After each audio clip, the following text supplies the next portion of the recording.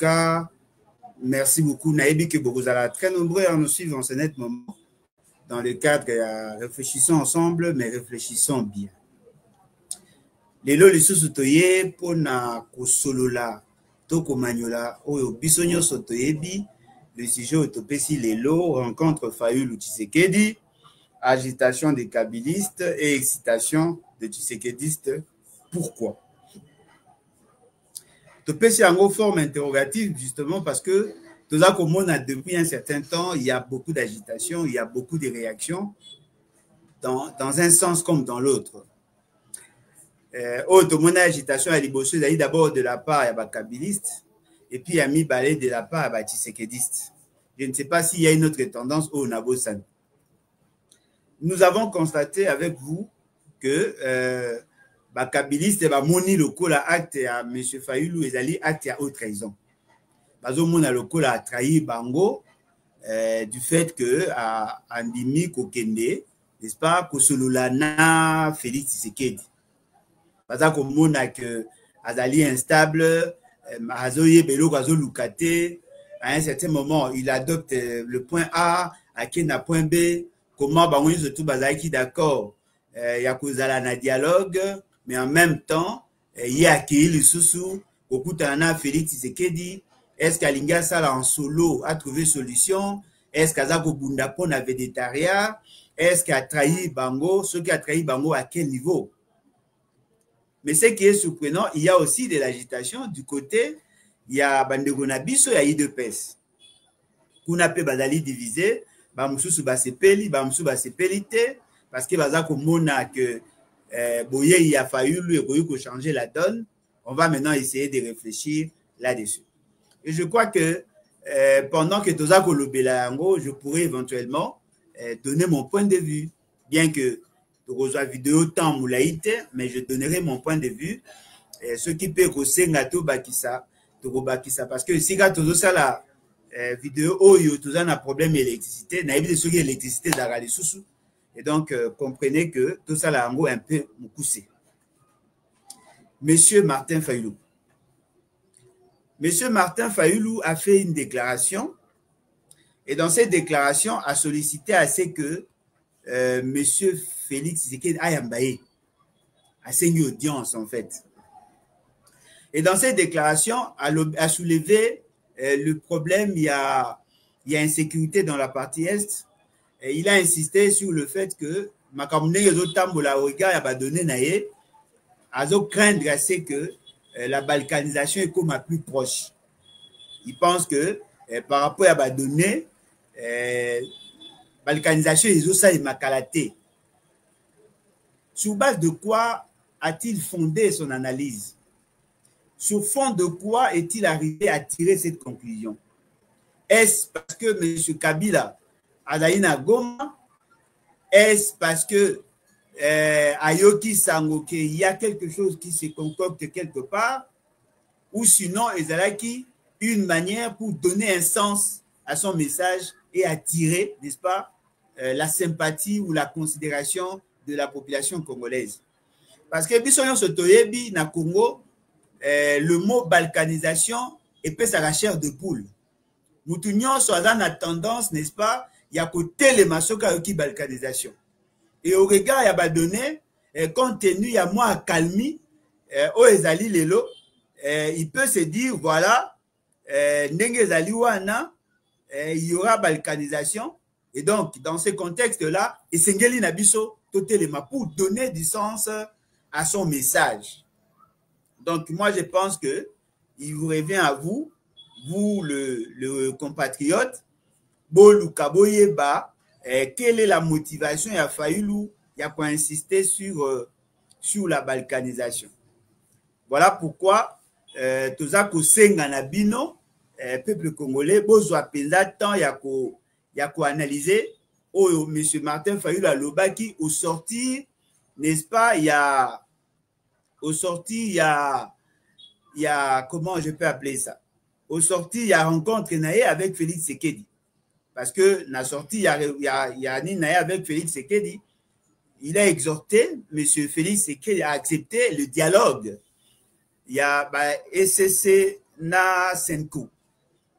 Mais la grande question que nous devons nous poser, il a parlé de la balkanisation, mais au sortir, il prend position pour le dialogue. La grande question, il peut répondre, Ezali, dialoguer avec qui? Tolandaye.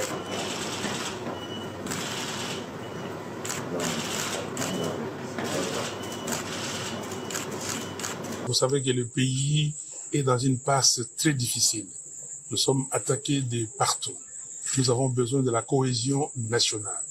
Je suis venu pour lui dire que nous n'avons pas 36 solutions.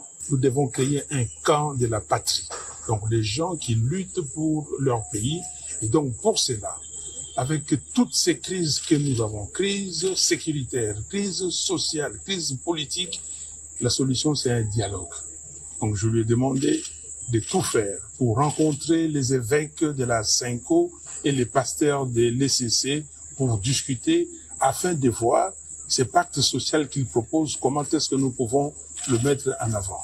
Donc il m'a compris et il va donner sa réponse très rapidement. Nous sommes Congolais et nous avons des frères et sœurs qui souffrent, des enfants qui souffrent, des enfants qui dorment à la belle étoile, des enfants et des gens qui meurent tous les jours. Aujourd'hui, à Goma, combien de gens sont morts? Aujourd'hui, à Beni, à Butembo, aujourd'hui, à Bukavu, combien de gens ont été maltraités par des gens qui ont occupé nos territoires, nos localités. Donc, c'est de ça que nous avons parlé. Nous sommes humains. Nous avons lutté dans ces pays. Nous n'avons pas lutté pour que demain les Congos soient balkanisés. Voilà, nous avons dit, lui et moi, et nous sommes dit que jamais sous notre ère que le Congo sera balkanisé. Je suis venu pour ça et pour insister que le dialogue est nécessaire et qu'ils reçoivent les pères spirituels. Merci beaucoup. Voilà, Hollanda, Monsieur Martin Fayulu. Il a été reçu par M. Félix Tshisekedi na bureau naïe. Et au sortir, il y a échange na Félix Tshisekedi. Il a lancé un autre message. À l'objet, na Félix Tshisekedi que dialogue est nécessaire. Il faut, et Sengeli na bango va créer ce que lui a appelé le camp de la patrie. Va créer bloc moko ya bato yo ba obunda po na ekolo na bango. Alobi esengeli totala malamu makambo esama na este po baza ko boma baza ko sala mabe na partie est Bukavu la partie est ya Congo. Alobi bato baye na Congo baza na espace wana baza ko poser ba acte ya mabe contre l'intérêt ya peuple. Yango esengeli faut ba organiser dialogue na format ya ECC na Senko. Moi, personnellement, je trouve qu'il y a un problème de logique. Parce que au départ, il parle de la balkanisation. C'est-à-dire qu'il y a des gens qui veulent balkaniser le pays. Bato balingi ba balkaniser mboka ba na vision na bango ba na makanisi na bango oyo bango balingi ba sala. Est-ce le dialogue n'est pas la solution, n'est qu'à empêcher bango ba balkaniser mboka? Bato ango ba banane. Ils allaient partout, oh, bahana Goma, bahana Bukavu, d'après ce qu'il a dit. Mais en même temps, il soutient l'idée à Bossala, dialogue selon format à Senko. Senko na SSC, baolinga basala dialogue ya banane. Basala dialogue, il y a opposition armée, opposition non armée, le pouvoir, c'est-à-dire union sacrée, le consulté, la société civile et les personnalités. Personnalité Oyo Bazali Nakati ya Congo. Donc, l'ikanisho yaza koloba kobundisa pour empêcher balkanisation, solution oya à trouver et la solution à dialogue. Si on a solution à dialogue, batunyo sobaoya. Et nakati wana ya lingi avant dialogue, va créer camp de la patrie. Bateau baza ko défendre mboka baza na bloc na bango, certainement bateau baza ko bundisa mboka pour la balkanisation baza na camp na bango, a créé une sorte de bipolarité dans les sphères politiques. Dans la sphère politique a créé une tendance bipolaire. D'un côté, patriote, et de l'autre côté, anti-patrie. Maintenant, le message à Tindaki Liboso, Alako Senga na Kabila, Alongwa Goma, Alako Senga na Nanga, Alongwa Goma, parce que Marambo Bazako Sala, Bazali utilisé par les étrangers, Oyo Bazana intention de Sala Mboga Mabe. Personnellement, moi, Alain Bolodjoa, je trouve qu'il y a beaucoup d'ambiguïté, il y a beaucoup d'incohérences dans la schématisation, dans la réflexion par rapport à cette question. Souci nanga ezali ni. Souci nanga ezali, tozoatan, il y a quoi analyser en profondeur les déclarations qui sont faites. Tolongwana on a ba émotion, tolongwana on a ba sentiment. Ne pensez-vous pas que la meilleure manière de combattre la balkanisation, c'est de neutraliser le facteur où il a favoriser la balkanisation? Devons-nous négocier avec bateau par intention à balkaniser Mboka? Ce qui te négocier na bango, ezali pona nini? Pour que to tikala ensemble na bango et leurs parrains, to ezali pour que to trouver solution. Parce qu'apparemment, le schéma Yakulu Tunanga et Martin Fayulu, il a dit schéma solution T. Il a dit schéma à constatation de faits. Il constate les faits. Il n'y a pas de solution en tant que telle. Et là, au moment où on a l'ingito, l'obéla, on a mbango, il a dit, na kati ya Kanwana, il y a Nanga, il y a Kabila. Ce qui Kabila, azali parmi les éléments où il a favorisé la balkanisation. La grande question où Eborito s'est posée, pourquoi alors Fayulu azalaki pembeni ya Kabila? Pour basalaki bloc patriotique na Kabila. Basali plusieurs déclarations na Kabila. La plus récente déclaration, pour exiger le dialogue.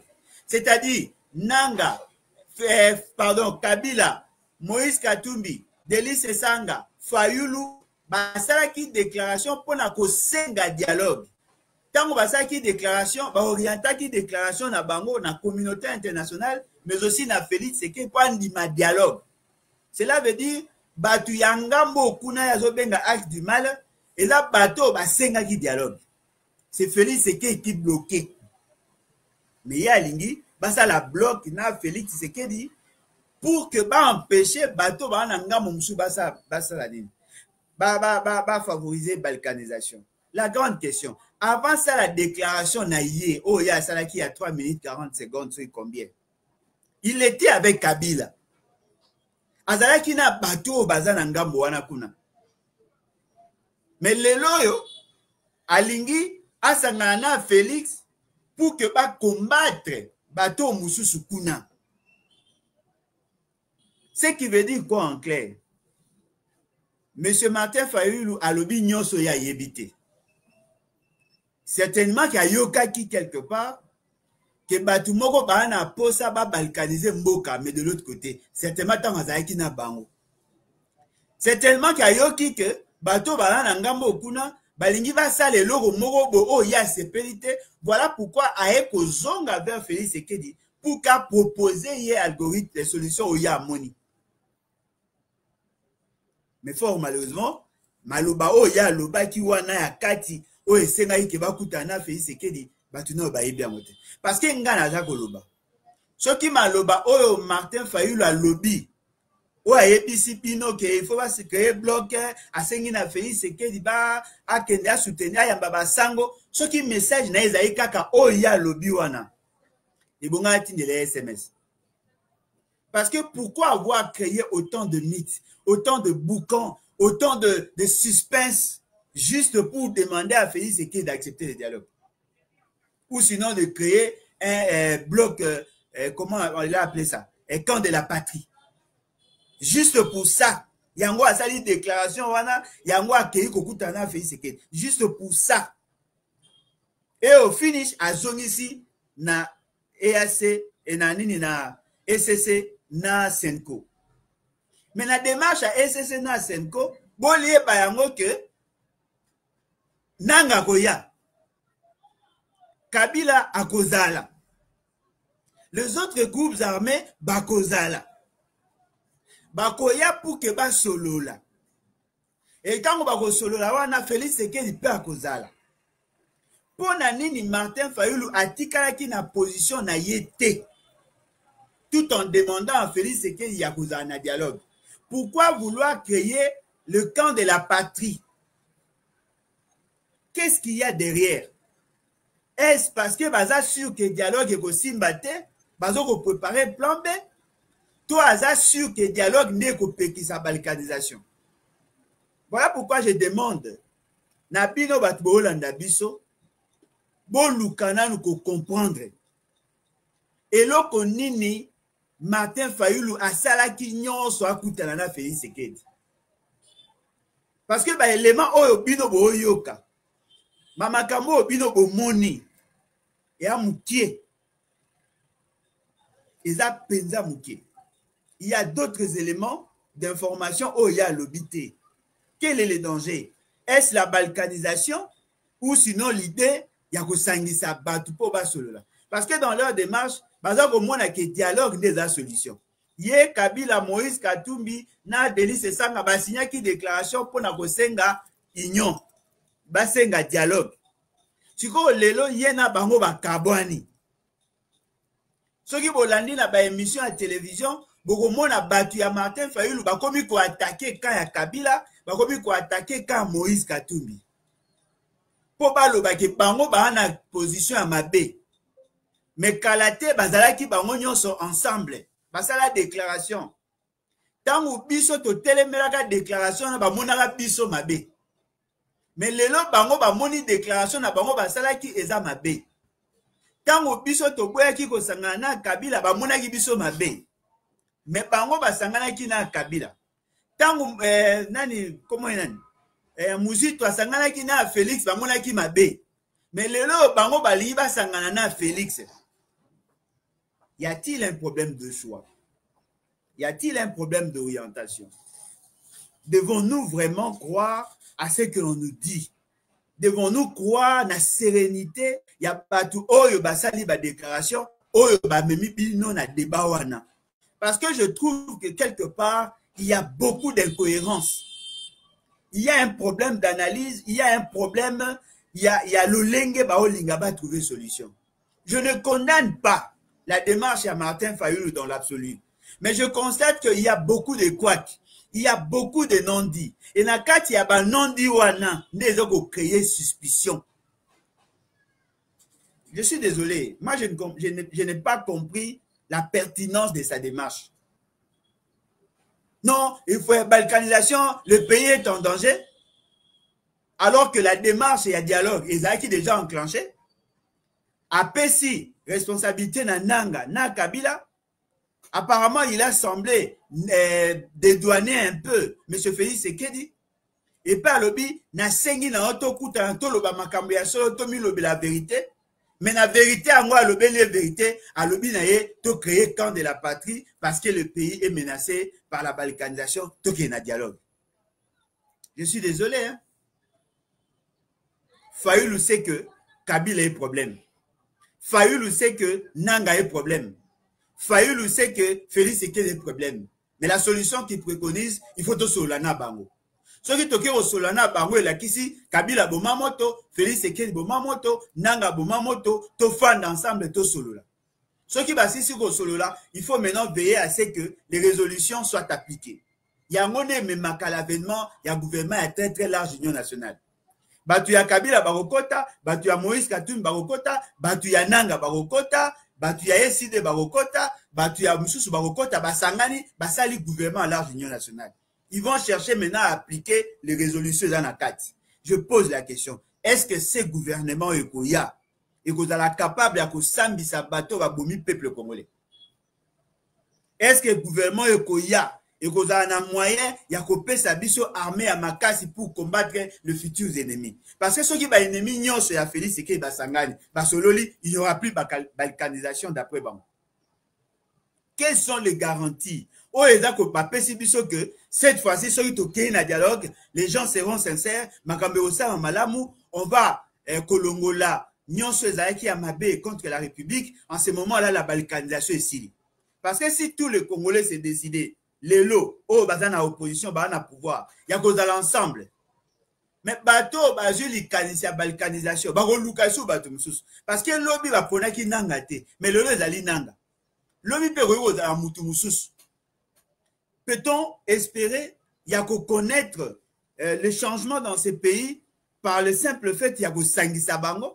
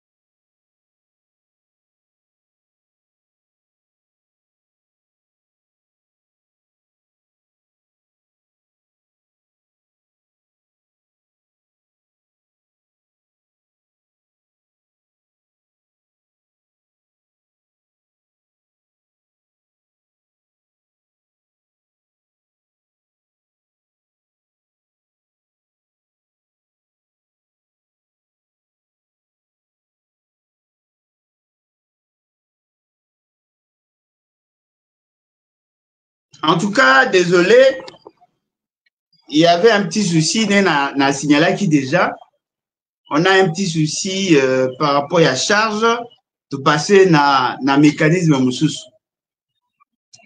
Désolé en tout cas, na moyen que c'est la fait, c'est que ma camboute, na le bâté que vous yéné moutakati te, na ici une cas qui avait un problème technique, bon moi même la qualité à image est changée justement parce que tout comme ça il a téléphone. Souci na biso ezalaki to ezali yakotala lolenge nini makambo ya mboka eza otambola. Parce que soki toza kotala yango na lisu ya fanatisme to résoudre problème moti. Dans les dires ya Martin Fayulu, oyo auti kozala kalate na bakabila, oyo bauti kosenga dialogue, oyo Félix Tshisekedi aboyaki. Martin Fayulu abimisi bango loko ba démon. C'est-à-dire Kabila et les autres bazana ka patrité. Siko bazo tinda batu na bango na ba TV pour justifier leur position. Et dans leur déclaration, ils ont bimaloko ya baswani, ils ont bimaloko ya quand moko eza malamu quand monsieur eza mabe. Et là eza ya kokama, bato baana Kabila bazo reprocher Fayulu le fait ya kokende kokutana na Félix. Balobi il a trahi, il est inconstant. Comment il y a kokutana Félix? Mais bazo bosana ke Fayulu aza plus proche na Félix que na Kabila. C'est là et loko naza ko senga na bino bo fanda bo kanisa. Mais Kabila, Fayoulou, il est inconstant. Alors, il y a une victoire. Ce qu'on est là, qu'est-ce que c'est pas Félix, c'est qu'il est pour naïf. Mais moi, Nabata Kabila, Nabata Félix, c'est que vous avez réfléchi. Boye belo moko, oh, bino tu faut voter dans tout. Et là que ça, à Kabila et Fayoulou passe, il m'en casse. C'est le fait d'avoir été trahi par son frère. Mais l'autre, ça, qui m'a cassé, il est sous collègue. Il a dit le fait que son frère a accepté le deal avec Kabila, oh, bah, Bundi Saganaï ensemble. Boye, bah, que Fayoulou a la facilité à pardonner Félix Tshisekedi pour un souvenir rebellé. Mais Fayoulou a la difficulté à pardonner Kabila parce que Kabila, ça la bango mabe. Il y a le cas où la partie naïe est touchama. Mais Fayoulou est arrivé à pardonner à Kabila. Ndenge ni bino boyo koloba na Fayoulou. Fayoulou osa instable, osa inconstant. Ok, pas Félix Tshisekedi ndenge. Alors que le fait c'est ma Fayoulou kozalana à Kabila et ça coûte grave koleka. Parce que beaucoup ça n'a que Fayoulou azaki mutu ya rasop, rassemblement de l'opposition. Fayoulou c'est un Tshisekediste. Fayoulou c'est un fils ya Félix Etienne Tshisekedi. Yena Félix Tshisekedi balala esika moko, bafande esika moko, balia esika moko. Po bazaki penda bampangi, bamas.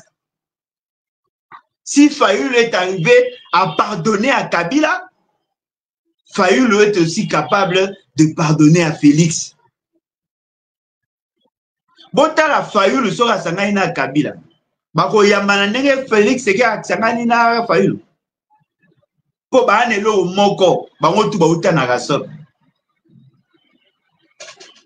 Mais problème na bino ezala na débat ya bango wana te.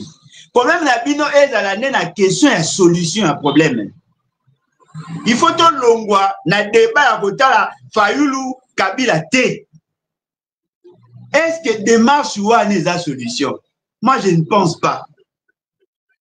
Parce que comment Fayoulou oya kendaki ko sangana na Kabila. Azo le banabiso il faut qu'on soit calme mususu. Azo sengana Kabila a longwa na Goma. Est-ce que kozala na Goma ndeza problème to ko soutenir rebelle ou tout ça n'est pas problème. Ceux qui causent un Goma n'est pas problème, et bien, boye bayango, vous raisonnez peu ma bé. Vous raisonnez ma bé. Ceux qui Kabila n'est pas problème, et que vous senga, bidonyo sona ba Kabila, vous faites des sikamoro solo là, ce qui veut dire que vous raisonnez peu ma bé. Fayoulou a trahi, Fayoulou est traître. Ako sangana Félix Tshisekedi. Oh, mais Mouto a trichaka. Oh, a longolaka vérité des urnes. A comme si vérité des urines et Zara Kabila. En faveur, il y a Félix Tshisekedi. Tu vois, yo Félix Kabila, Toba to Kabila, bozo oué la paternité à Fayoulou. Bozo kansake Fayoulou aza mutu nabino. Ah, mutu nabino te. Ah, victime nabino. Mais passe nangai, ezalini. Monsieur Martin Fayoulou a embrassé tous ceux qui ont détourné la volonté à peuple. Il a embrassé Kabila, il a embrassé Félix Tshisekedi, et au finish, il risque d'embrasser tout le monde et de ne jamais embrasser du tout. Parce qu'il est avec tout le monde. Lui qui a peur, il y a balkanisation, lui qui demande à ceux qui va créer camp de la patrie, mais en même temps, il veut être avec des gens qui ont l'intention de balkaniser le pays, qui ont l'intention, il y a qu'à fragiliser l'État. Il a parlé de troisième grossesse. Mais ce qui est surprenant, il veut être avec tous ces gens. Non. Alain Bolodjoa, vous critiquez quand Fayoulou. Proposition Zanini. Pour tout la crise, il a proposé cohésion nationale et c'est qu'il y a battu Soba Sangana. Ceux qui va Sangani, des cohésion nationale et Kozala et tout ça. Non, ça c'est la cohésion des politiciens. Vous allez vous réconcilier avec un peuple meurtri, au Babomae, au Bino Bolingi, pour obliger Naye Andi Mabato Bazwa Mando qui Babomae. Je ne sais pas, Naébité. Ce qui le loyo, Bolobi ke ba Kabila ba démon, ba Moïse Katumi ba démon, onani ba nanga ba démon, bino moyebo sangana bango te moyebo solana bango te na koloba ah loko abaza ko isoler bato yo certainement que bango ba mieux mais bozo senga lisusu bo solola na bango bosale l'autre bino bo solola na Kabila na Félix na Nanga na Moïse Katumbi mais en même temps bo lo bana biso bo sala ngo pour combattre l'idée de balkanisation et bateau balingi ba balkaniser mboka eza bato mususu en dehors ya Félix Eke na Fayulu.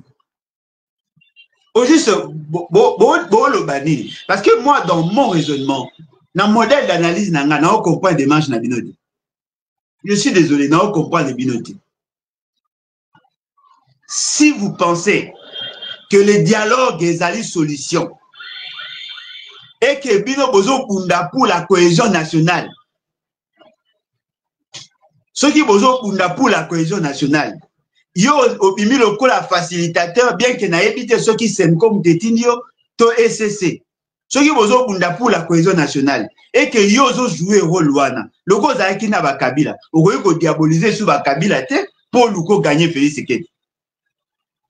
Parce que ceux qui ont un camp moko camp musu ekomi ya mabe soko komi na camp musu sona okomi bango kuna ne bakomi mabe non bino tu bosangana pour combattre Félix Sekedi siko lelo sangana na Félix Sekedi pour combattre ba Kabila mais au juste cohésion nationale il y a par quel procédé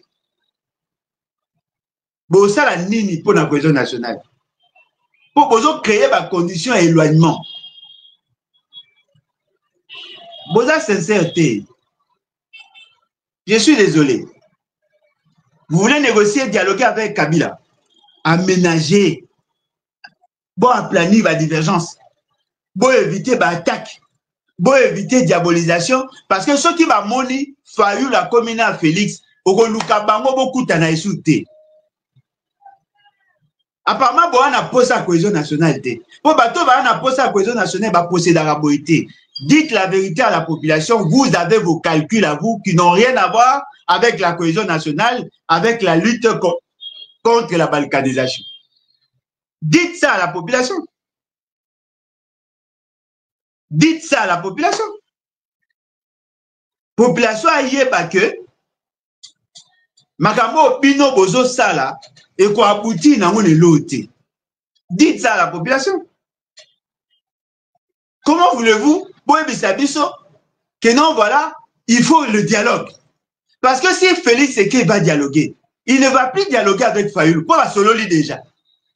Apparemment, va tomber d'accord sur un certain nombre de points. Le dialogue va se faire na bateau ba oyo kana Félix Eke. Yona Félix Eke pour créer camp de la patrie. Et ce camp de la patrie n'a pas pour mission de faire la guerre, mais pour mission d'organiser le dialogue. Si vous organisez le dialogue, vous sangana batu balko ba Kabila ba Moïse, oyo yona bango bouti ko dans l'ensemble. Tant que vous dialoguez, vous tombez d'accord sur un ensemble de principes. En ce moment-là, pour qu'il y ait cohésion nationale, et c'est que bino nyonso bo sangana, bolo baliluba moko. Outi ko baliluba moko na Kabila, siko ko baliluba moko na Félix, après na suka yorapa. En tout cas, je n'ai pas l'intention de combattre votre démarche. Maintenant, on a pour ça pour répondre à ma question. Parce que, moi, personnellement, je ne comprends rien. Boyoka position à Bakabia Tshisekediste. Tshisekediste est moussou ba sepeli balobi Fayulu a commis patriote. Balobi Fayulu a zongi na raison. Il a compris que le pays étant en danger, il a levé l'option Yago Sangana Félix Sekedi. C'est-à-dire que pour la Tshisekediste, Moutounio Soana Félix Sekedi a contre la patrie. Fayulu, depuis à l'oba vérité des urnes, depuis à l'oba proposition à plan de sortie de crise, à Dakar patriote, a commis patriote, Kakapo Andimi Félix Sekedi. Koku Talanaï. Balobi Koutuke, bien que le fait seulement qu'il a accepté à beaucoup de gourou na bango Félix Sekedi, malamoko balongo li kadaka étranger. Balobi a commis congolais. C'est-à-dire que pas na bango ne Congolais que Moutou Andima Félix Sekedi. Ce qu'on a Félix Sekedi au commun étranger. Donc, Fayoulou qui était hier, Ndiang, Sénégalais, le col Andimi Kosangana, na Félix Sekedi, à l'ongwe Ndiang, a commis Fayoulou. A Zongisu Moutabandu, à l'ongwe Mouta Sénégal. Ce qui veut dire, bah, bazana Kamou Soussou, oh, bazana Félix Sekedi Lelo, bah, étranger.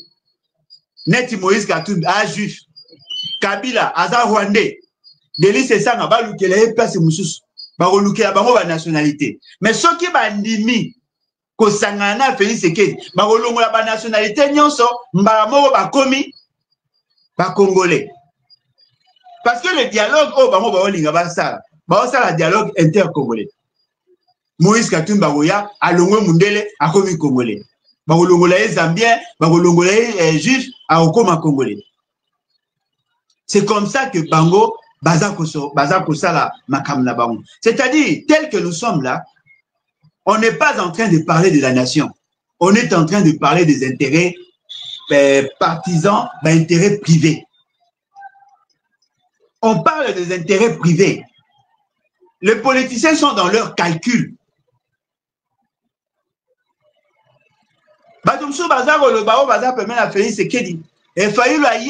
Mais il n'a pas le poids politique, il ne peut pas être Premier ministre. Il faut un poids politique pour que Bandi Maïe aille à la Premier ministre. De Bango Pona Bango, Banga Batumusu Baya, va assumer la fonction, Oyo Bango Baza occupé, parce que Bazo Mona déjà qui est basé et pelé, ceux qui va commis sur Batumusu à Libanda Baye, Bakabola, Bako risquer, réduire volume, il y a Bilogo Bango Baozo. Ou Azaki n'a 3 ministres, à Okom en a 2, tant que dans mon corps.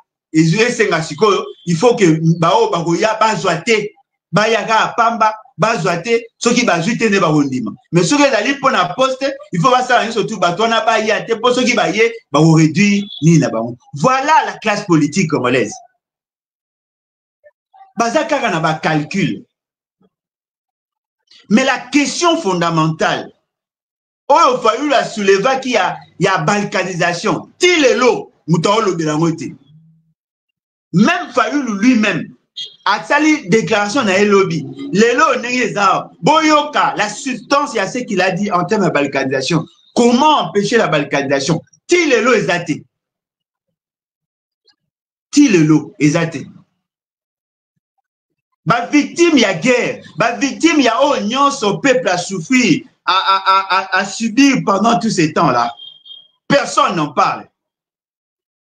Bateau, ba koufi, oh, ba piyaki biloko na bango, ba blessé de guerre. Personne n'en parle. Les calculs, Félix Sekedi veut protéger son pouvoir. Quels sont les procédés, oh, yaza, ba weko memelaye, pour qu'il soit maintenu au pouvoir. Fayoulou vient et lui dit, non, voilà, ce qui est un dialogue, je vais t'accompagner, et ceux qui vont accompagner, ceux qui battent moi je vais m'y opposer, se constituer le corps bouclier pour te protéger. Mais ce qui a dit, ah, si c'est comme ça, nous avons réfléchi, nous avons dialogue. Donc, on dit ma dialogue pour agir allié. On a protéger contre les attaques des autres. Où est la place du peuple dans ça? Où est la place de la République? Agitation du côté kabiliste. Excitation du côté tshisekediste. Ils sont contents d'avoir gagné Fayoulou. Botala ndenge baza ko communiquer. Fayoulou fait sa déclaration à Sengi akutana Félix Sekedi. Bazui photo moko bakangaka na cadre ya Seni. Fayoulou aza ko linga fanda Félix Sekedi a PC le boko. Et puis la photo là le quoi Félix Sekedi a fandi Fayoulou a Bumba Melie.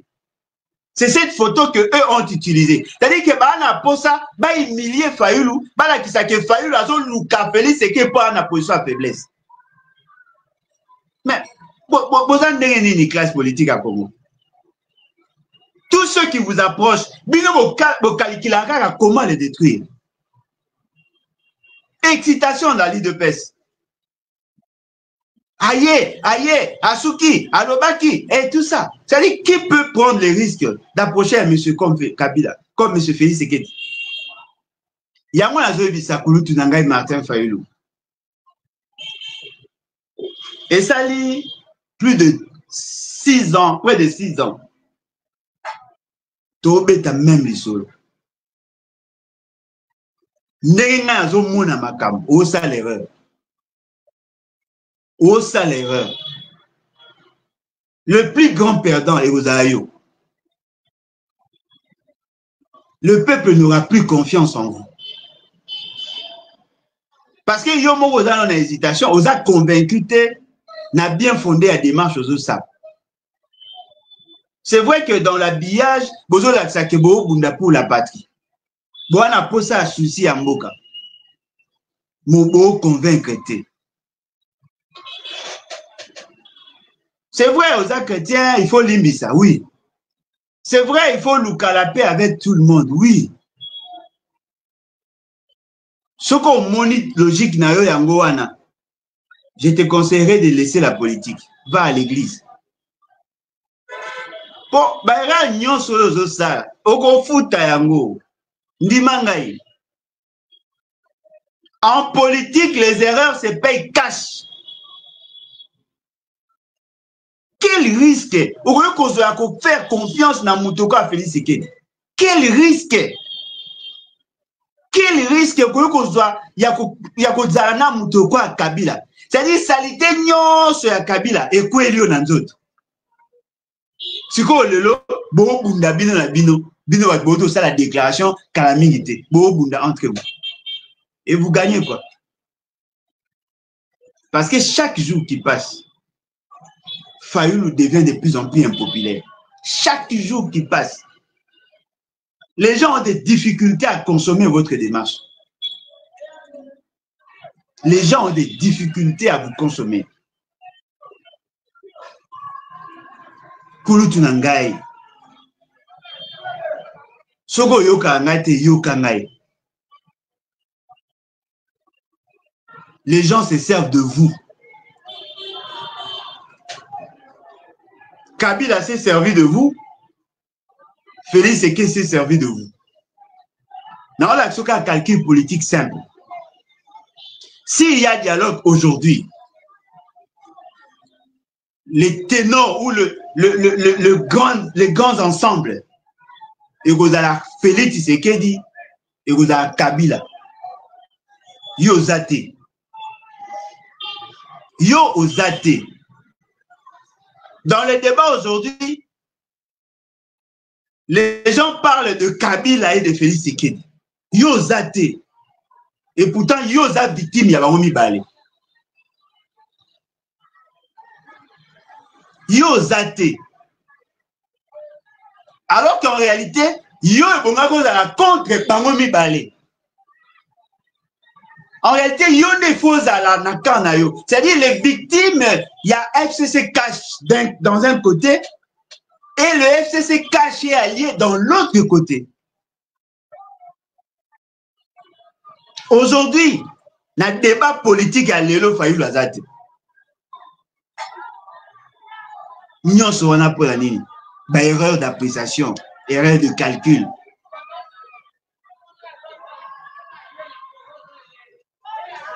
Félix Sekedi Andimi, d'ici le mois de juin, je crois le 30 juin, il va donner le go, probablement. Il y a quoi annoncer qu'il est d'accord pour le dialogue, parce que c'est un impératif, c'est une exigence de la communauté internationale. Il va organiser le dialogue avec le prêtre, mais il fait tout pour qu'il y ait maîtrisé l'issue, il y a dialogue. Ce qui va tout le monde, qu'il y a maîtrisé, heureusement pour nous, Papa Fulgence Moukeba na révérend Bokundoa, baza bateau, baza guerrier en fait.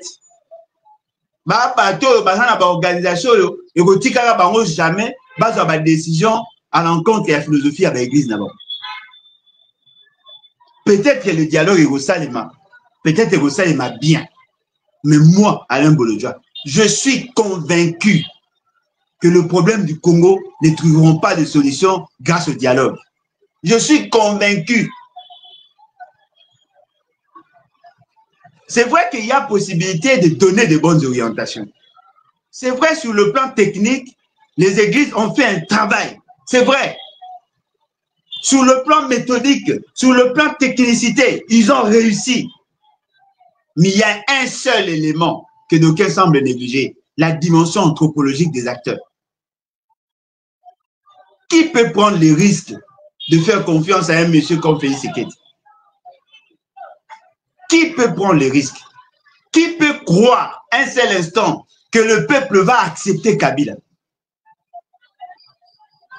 Ata bosali nyonso bosala, peuple akondimaka sous Kabila te. Ata bosali nyonso bosala, mutu moko akosala sous Félix Tshisekedi confiance aza te. Des résolutions sans confiance, ezaka aloko à lettre morte. Voilà pourquoi j'ai dit, je n'ai pas l'intention de combattre votre démarche. Mais je constate qu'il y a beaucoup d'écueils. Réfléchis une année. Il n'est pas encore tard. Parce que le jour où vous êtes déçu par Félix Tshisekedi, j'ai dit et je vous remercie. En tout cas, Boya et Belé, Boya Derine à partie des battes, Levons-nous et bâtissons, c'est votre parti. Site web national lebatinfo.net. Lebatinfo.net. Moni lebat yango. Yango yo tokomia. Soko ye awa otali awa nase.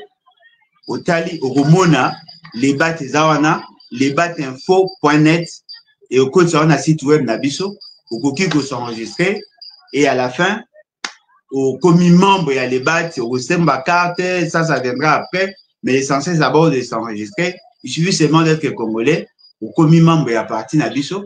Et puis, quand la milité locale a toujours continué la série à formation, on va organiser la formation par Zoom. La première séquence, il y a mis balai. La séquence, c'est ça, Mana Teams, Microsoft, Bolandi formation, et vous permettre de nous boyer Bisso Malam, puis boyer la réalité à pays pour donner de bonnes orientations. Comme Patria, merci et à la prochaine. Bye. Merci beaucoup.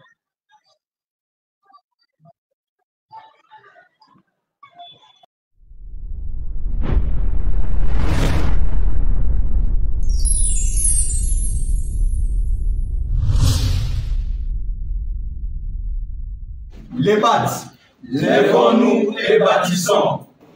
Les BAT, lèvons-nous et bâtissons. Les BAT, un nouvel esprit pour un Congo nouveau.